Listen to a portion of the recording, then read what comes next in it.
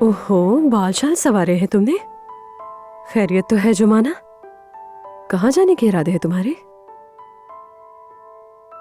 नहीं नाज़ली, बस जरा दिल चाह रहा था तब्दीली का। हाँ ओके ओके, माशाल्लाह बहुत प्यारी लग रही हो, नजर ना लगे तुम्हें। हाँ अच्छी तो लग रही हो। असल में बाबा की रिहाई करीब है, फिर उस वक्त मैं छुट्टी नहीं ले पाऊंगी। मैंने भी अभी नया काम शुरू किया है। खालदा साहिबा तो ये बिल्कुल बर्दाश्त नहीं कर सकती।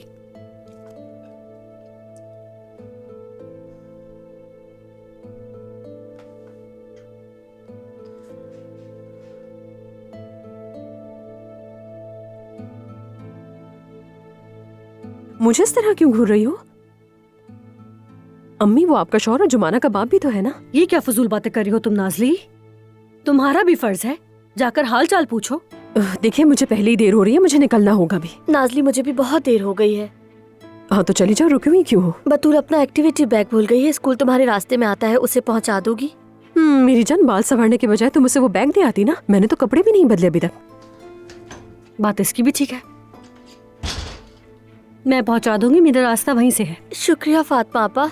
बैग तो कमरे में ही है, सारी चीजें अंदर हैं, बस पहुंचा देना काफी होगा। इससे पहले कि मैं अपना इरादा बदल दूं, चली जाओ।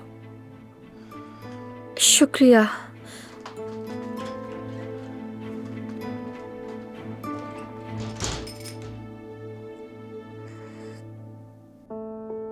गुजर जाएगा ये वक्त भी, देखो तुम्हें हिम्मत करनी ही होगी।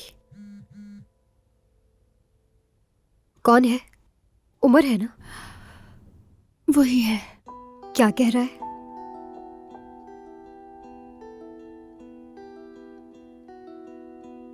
ठीक है, तुम्हें उमर को जवाब देना ही होगा आयशा, बल्कि बेहतर है कि तुम उससे जाकर मिल लो, किसी ऐसी जगह जहां मेहमत ना हो।